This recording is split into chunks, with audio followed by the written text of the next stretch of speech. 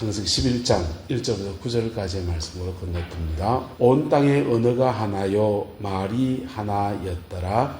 이에 그들이 동방으로 옮겼다가 시날 평지를 만나 거기 거류하며 서로 말하되 자 벽돌을 만들어 견고히 굽자 하고 이에 벽돌로 돌을 대신하며 역청으로 진흙을 대신하고 또 말하되 자 성읍과 탑을 건설하여 그 탑 꼭대기를 하늘에 닿게 하여 우리 이름을 내고 온 지면에 흩어짐을 면하자 하였더니 여호와께서 사람들이 건설하는 그 성읍과 탑을 보려고 내려오셨더라.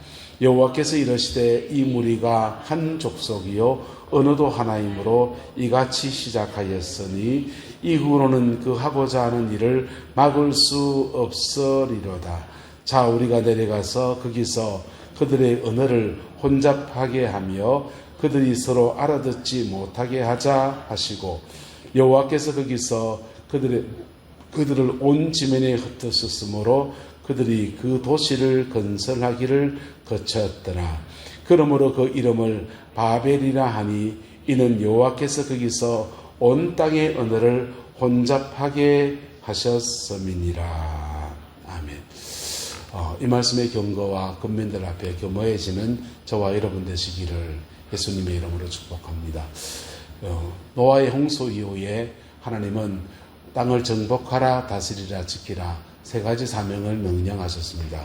그들은 온 사방으로 흩어지면서 종족을 만들고 그들에게 준 땅에서 새 인생을 살아나가야 됐습니다. 근데 그들이 이 바벨 땅, 시날 땅이라는 곳에 이르러서 탑을 쌓고서는 거기서 그 지역에서 그냥 자리 잡고 살기를 원했다라고 하는 겁니다. 여러분, 한 도시를 건설하고 거기에 살만한 틀을 잡고 사는 것은 사실은 문제가 아니죠. 그죠? 그런데 하나님은 지금 이 일에 대해서 진노하시고 흩어졌다는 겁니다. 그래서 이 바벨탑의 사건을 역사 이래로 이 바벨이라는 단어가 몇 번씩 등장하거든요. 여기에 창세기에 나오는 바벨이 고대 바벨로니아, 그 다음에 이스라엘 백성 유다 땅에서 잡혀갔던 나라를 그 다음 바벨로니아, 그리고 이 고대에 나타나는 이 두 개의 바벨로니아가 요한계시록에 가면 한 번 더 등장합니다. 한 번 더 등장하는데 무너졌도다 큰 성 바벨론이여 하면서 계시록 19장, 18장 이런 데서 나타나게 돼요. 근데 이 세 가지 바벨의 사건은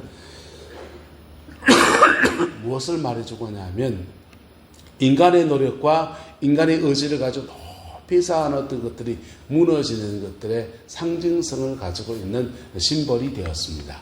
여러분, 저와 여러분의 인생 안에서 하나님이 세우시고 하나님이 끌어가시는 아름다운 역사가 있게 되기를 예수 이름으로 축복합니다. 그런데 인간은 자기들의 세계와 자기들의 탑과 자기들의 뭔가를 만들어 보려 할 때 하나님이 이것이 정말 좋은 세상이다라고 할 그때 그것을 무너뜨려 버린 모습이 바로 이 바벨론의 모습입니다. 시날 땅에서 그들은 온 땅의 언어가 하나였고 말이 하나였더라 그랬어요. 동방으로 옮기다 시날 평지를 만나서 거기 거두하면서 서로 말하되 자 벽돌을 만들어서 견고히 굽자 했습니다. 벽돌 굽는 기술, 진흙을 가져다가 이게 불에 굽게 되면 단단해집니다. 그래서 토기 개발 기술이 발달하기 시작했습니다. 그것을 가지고 벽돌을 쌓아서 돌만큼이나 강력한 벽돌을 만들어서 그걸로 그들이 돌을 대신 역청으로 진흙을 대신해서 벽돌과 벽돌 사이에 역청을 넣어가지고 높이 쌓아 나가기 시작했습니다. 그 쌓아 나갈 때 그 꼭대기를 하늘에 닿게 하자 이렇게 말했습니다. 고대 사회에 큰 탑들이 있습니다. 이집트에 피라미드이 있고요. 중국에도 큰 탑들이 있고요. 그 다음에 그 고구려의 장군총 이런 것도 큰 탑이고요. 신라에도 이 탑이 큰 무덤이죠. 거대한 무덤들을 그래 쌓아 나가는데 고대 사회가 발달되어 가는데 조상의 무덤을 저만치 크게 하려고 하면 그만한 세력권이 있어야 된다. 그래서 큰 무덤이 있으면 큰 집단이 거주한 것으로 그렇게 지표하는 그런 지표석처럼 그렇게 되어 있습니다. 자, 그런데 그 탑을 쌓는 것, 조형물을 쌓는 것 그 자체는 문제가 아닐 수 있어요. 그런데 그것을 쌓고 하는 것들을 하나님의 입장에서 하나님이 지금 너희들은 땅을 정복하라, 다스리라, 지키라, 온 사방으로 흩어지라고 말씀하셨는데 주님의 말씀 앞에서는 이것이 문제가 되는 겁니다. 할렐루야. 예. 우리가 우리 일생을 살아가는데 우리 나름의 계획을 가지고 이렇게 살아가겠다고 하는 것은 아무 문제가 아니에요. 근데 주님이 그러지 말라고 말씀하신 부분이 있다면 그것은 문제인 것입니다. 무슨 말인지가 됩니까? 예. 내가 보기에 옳다 하는 것이 아니고 주님이 보시기에 옳다 하는 문제가 있는 것입니다. 지난주에 말씀드렸습니다.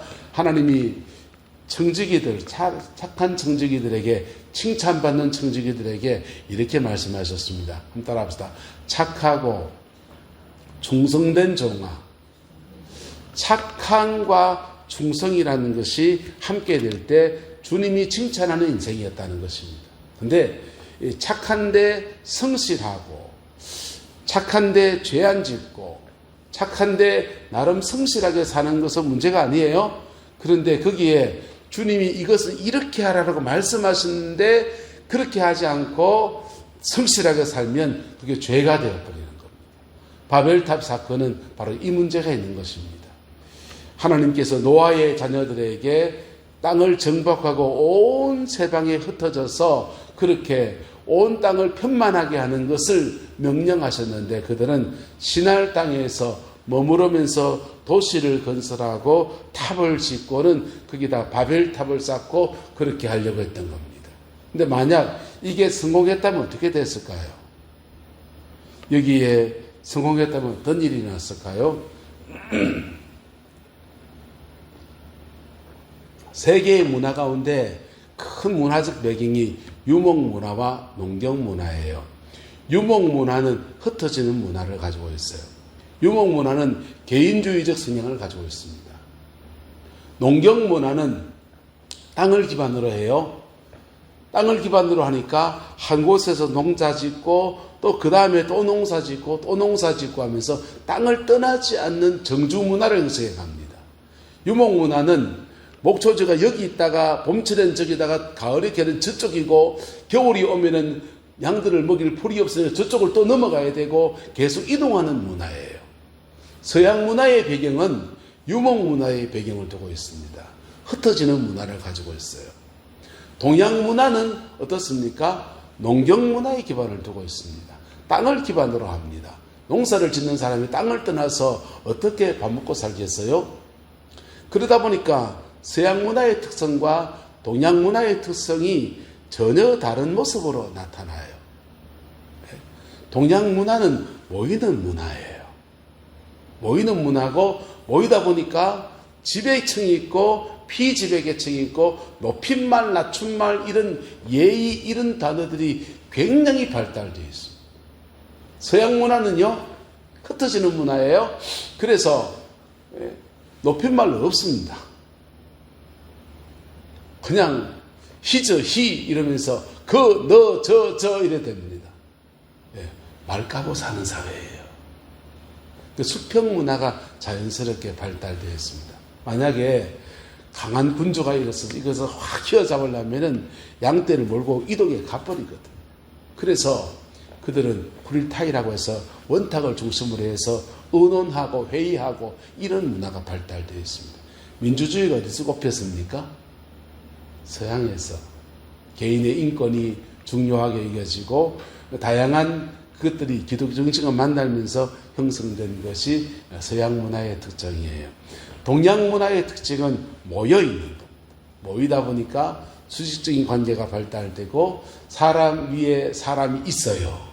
서양은 사람 위에 사람이 있고 없고 사람 위에 사람이 없고 사람 밑에 사람이 없고 대등한 관계. 꼬맹이 아이들에게도 하나님이 준 고유한 인격이 있다라고 믿고 사는 게 서양 문화의 특징입니다. 어쨌든 이 신할 평지에 그들이 만약에 계속 모여서 여기서 집단이 이렇게 커져가다 보면 이 안에서 묘한 수직 관계들이 더 많이 형성되어지면서 굉장히 다양한 불편한 문제가 생겼을 수 있습니다. 하나님은 동양 문화가 더 낫다, 서양 문화가 더 낫다 말씀하신 분 아니세요? 하지만 지금은 뭐 하는 때입니까? 지금은 흩어질 때라는 것입니다. 할렐루야. 여러분, 교회도 그렇습니다. 모이는 게 좋을 때가 있고 흩어지는 게 좋을 때 있습니다. 흩어지면 흩어지는 대로 하나님의 뜻이 있고, 모이면 모이는 대로 하나님의 뜻이 있습니다. 할렐루야. 그 뜻 안에서 충성하는 저와 여러분 되시기를 예수님의 이름으로 축복합니다.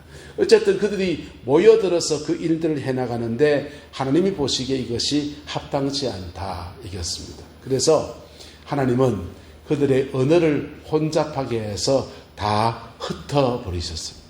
흩어버리셨어요. 그래서 그들은 주님이 말씀하시는 대로 동쪽으로 서쪽으로 막 흩어지면서 이 지금의 인류를 형성해가는 여정을 걸어왔어요.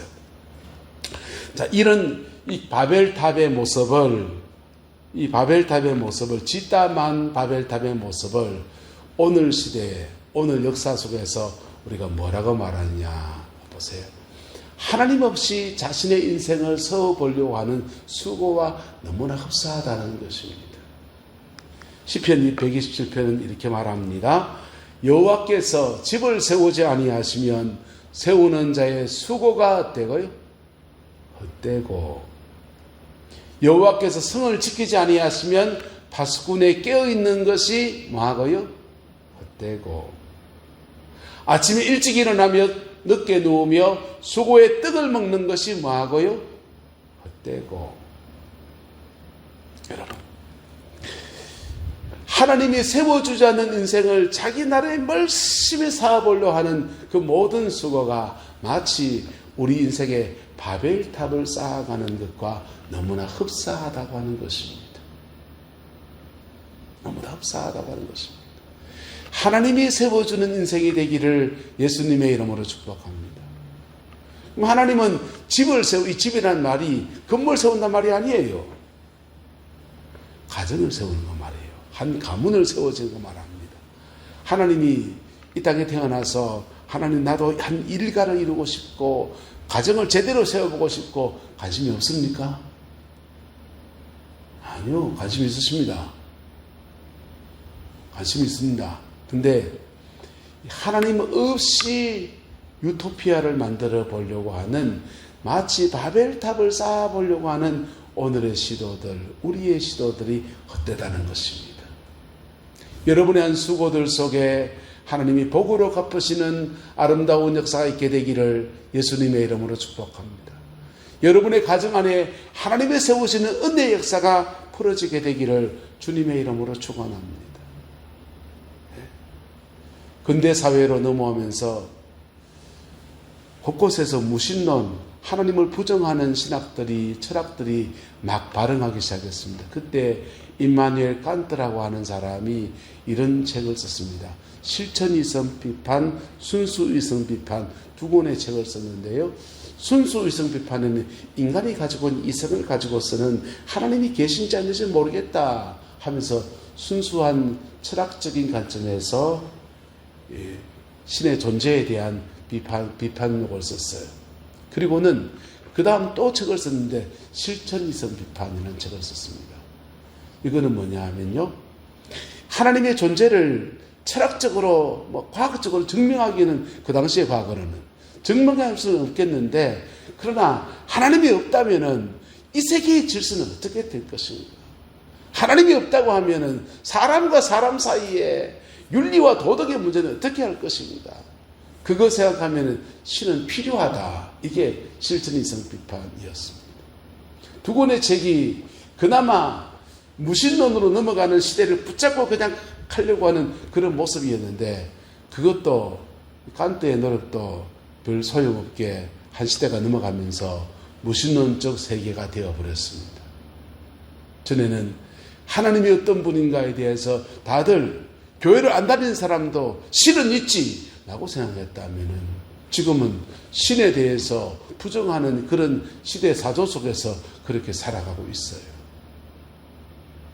그런 시대 속에서 독일의 순교자였던 디스트리 보네퍼라고 하는 사람이 책을 한 거 썼는데 책 제목이 이렇습니다. 하나님 없이 하나님 앞에. 하나님 없이란 말은 무신론적 세계가 되었다라는 거예요. 그런데 그런 속에서 사람들이 이상하게 하나님 앞에 살아가고 있더라라고 하는 얘기를 보네퍼가 썼습니다.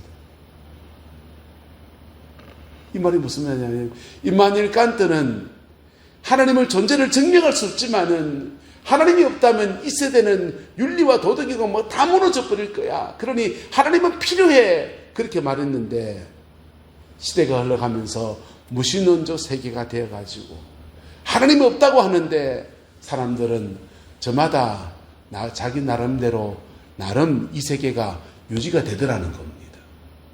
나름 이 세대가 칸트가 말한 대로 윤리가 엉망이 되지 않고 나름 유지가 되더라는 거예요. 그래서 하나님 없이 하나님 앞에, 예. 그게 오늘 시대의 표상이다라고 디스트리 보네퍼가 얘기했습니다. 근데 여기에 맹점이 있습니다. 사람들이 하나님 없이 하나님 앞에 라고 하는 세계를 살면서 마치 바벨론을 쌓듯이 기술 문명을 발달시키고 고도화된 전자 문명 속에서 우리 가상 세계 속에서 막 살아가고 있는데요. 근데 그들이 우리가 가지고 있는 하나님 없이 할 때 하나님을 대신하는 디스트리 보네퍼라고 하는 사람은 하나님을 대신하는 인류가 함께 공영, 함께 번영해야 된다. 사람이 가지고 온 보편적인 가치 이런 것들이 하나님 역할을 하더라. 이런 얘기를 했거든요. 그런데 우리가 살아보니까 우리가 가지고 보편적 가치를 뛰어넘는 수많은 문제들 앞에 우리 인류는 속수무책으로 지금 당하고 있습니다. 지구온도가 몇 년째 계속 높아지고 있어요. 기후위기가 와가지고 올여름 이만치 더우면 저 처음이지요. 그지요? 그런데 이렇게 기후위기가 오는데 그래서 탄소 중립을 해야 된다 그러는데요. 여러분 어떤 나라는 탄소 중립하자고 어떤 나라는 지금까지 너희들 다 해먹고는 왜 우리 보고 그러냐 하면서 국제적으로 모이면 난리가 납니다. 그 통일이 안 돼요.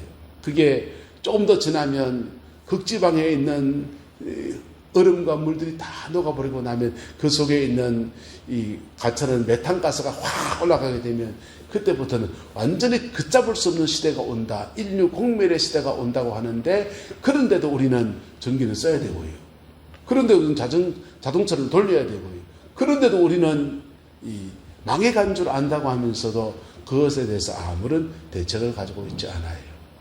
하나님 없이 하나님 앞에라고 하는 보네퍼가 얘기했던 그 시대가 그 한 시대 지나고 나니 이만큼 지나고 나니까 우리는 우리가 쌓고 있는 바벨탑에 대해서 대책이 없는 것들을 우리 스스로 보게 됩니다. 좀 우리는 지금 바벨탑 얘기를 하고 있지만 우리도 그 바벨탑 한 구석에서 에어컨 바람 쐬면서 우리 스스로 시원함을 느끼고 우리의 먹는 거 입는 거 모든 문제를 여기에 또 어떡하고 살고 있거든. 근데요. 이게 거대한 전 지구적인 문제뿐 아니라 여러분 우리 개인의 인생에도 마찬가지라는 겁니다.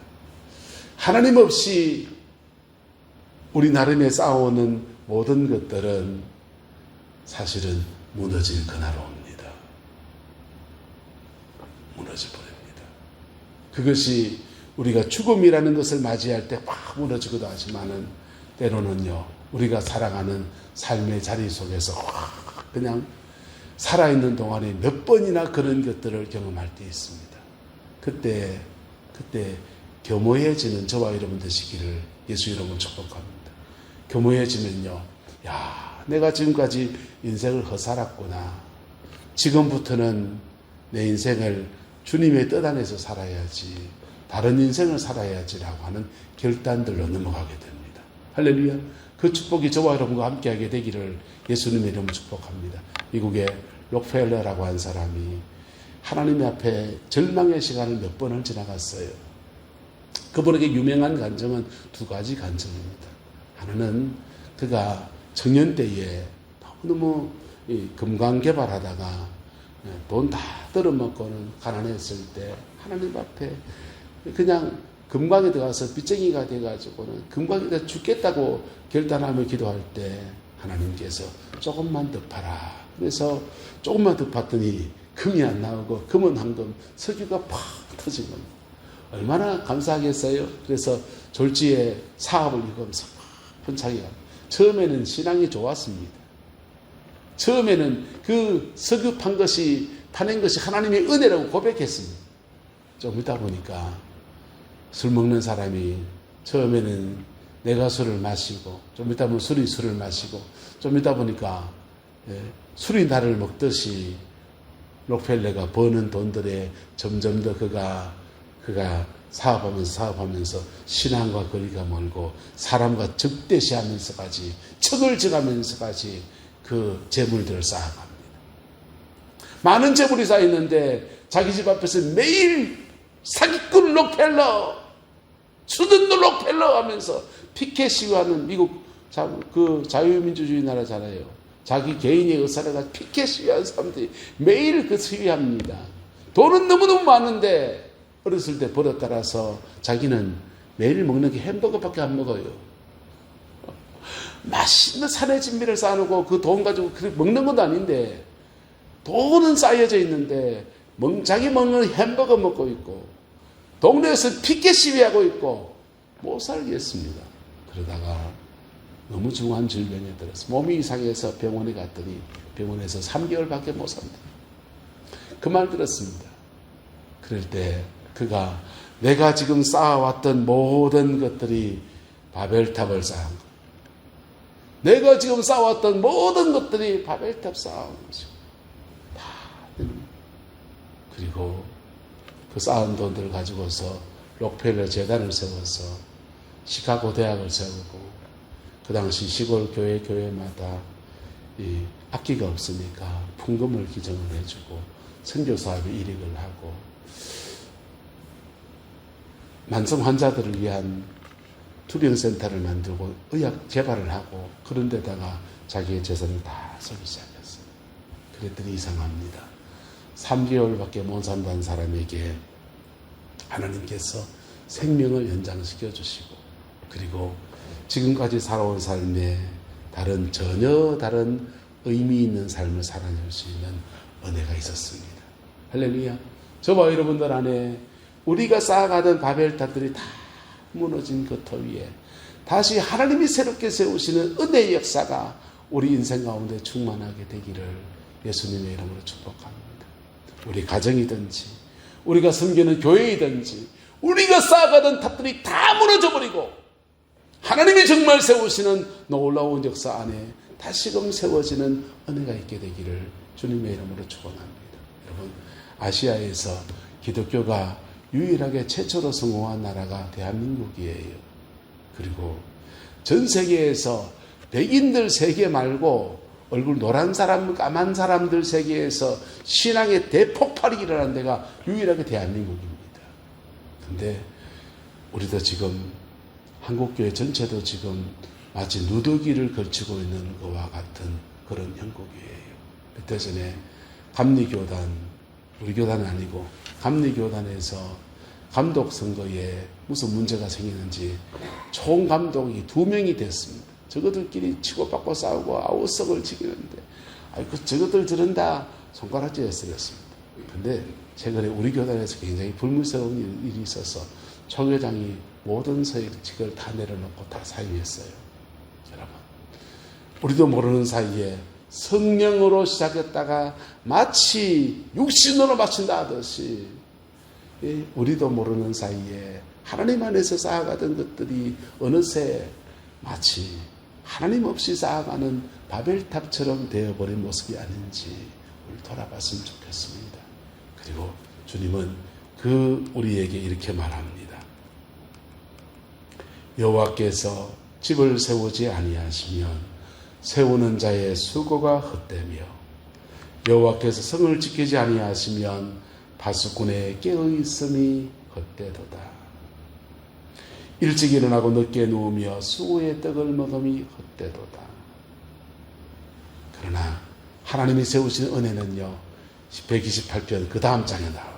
여호와를 경외하는 자에게는 하나님이 자기의 길을 걷게 하시고, 예?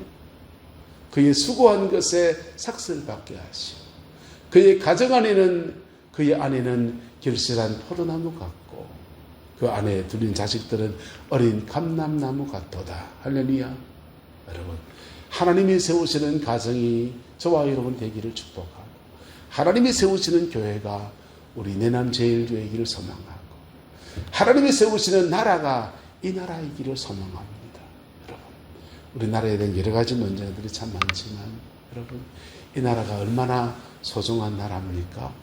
외정치하를 지나고 6.25를 지나면서 하나님이 이 민족을 얼마나 세워줬습니까? 성령 안에서 세워진 나라가 지금은 마치 육신으로 맞춰가는 모습을 그렇게 보이고 있어요. 근데 지금 여러 가지 안팎의 위기들 속에서 우리 자신을 한번 마음을 다시 다잡아내야 돼요. 신앙도 다잡아내야 되고요. 우리 삶의 중심들도 다잡아내야 됩니다. 기술 문명과 발달해 가고 있는데 그 고도한 발달 속에서 우리가 정말 너무나 많은 것을, 또 중요한 어떤 부분을 놓치고 있는 것이 아닌지 우리 자신을 돌아볼 수 있기를 축복합니다. 그리고 예수님 안에서 다시금 시작하고 예수님 안에서 다시금 초심으로 돌아가는 은혜가 있게 되기를 주님의 이름으로 축원합니다. 그러면 하나님은 우리에게, 주님은 노아의 아들들에게 생육하고 번성하고 땅에 충만하라, 세 가지 사명만 준 게 아니고, 이 세 가지 사명 감당할 때 여러분 생육하고 번성하고 충만하고 그들의 에덴을 이루어 갈 수 있는 은혜를 주시는 거예요. 할렐루야. 하나님의 에덴과 우리가 스스로 쌓아가자 하는 유토피아 바벨탑과 모습이 어떻게 비슷해 보일 수 있습니다. 그런데 완전히 달라요. 하나님이 세우시는 에덴은 이스라엘 역사의 위대한 왕조 다윗 왕가를 통해서 나타나고, 계시록에 가면 천연왕국이라는 모습으로 나타나고요. 하나님 앞에 역사 속에서 대영 제국을 하나님이 열어주실 때의 모습이고요. 지금 미국의 그 엄청난 국력의 모습이 마치 하나님이 그 시대마다 열어주는 에덴의 모습이고요. 지금 이 나라가 이만큼 잘 사는 세계 12 경제대국의 모습이 마치 우리 시대에 이루어진 에덴과 같은 축복이에요. 근데 이것을 바벨탑으로 만들어서는 안 되는 것입니다. 이것을 바벨탑같이 만들어서 안 되는 것입니다. 하나님께서 준 사명 안에서 주님의 뜻 안에서 이것을 바라보고 나갈 때 주님은 우리에게 주는 바벨이 아니라 에덴의 축복으로 채우시는 역사 함께 할 줄 믿습니다. 이것이 저와 여러분의 가정의 것이 되기를 주님의 이름으로 축원합니다. 기도하겠습니다. 좋으신 아버지 하나님, 주님의 은혜와 사랑을 감사합니다. 오늘 이 시대에 하나님 없이 하나님 앞에 서겠다고 했던 오만함도 지나가고 수많은 위기들 속에 속수무책인 온 인류의 모습과 우리들의 모습을 봅니다. 주님, 마치 바벨론처럼 되어버린 우리의 모습들 속에 하나님의 은혜를 구하오니 성령님 다시 새롭게 하시는 역사 허락하여 주옵시고, 주님의 영광이 머무르는 아름다운 은총의 역사만 충만하게 역사해 주옵소서. 다시금 기도하게 하시고, 다시금 십자가를 붙들게 하시고, 다시금 주님 앞에 겸비한 선한 청지기로 우리 인생을 살아낼 수 있게 역사하여 주옵소서. 주께서 함께해 주시기 원합니다. 예수님의 이름으로 축복하며 기도드리옵나이다. 아멘.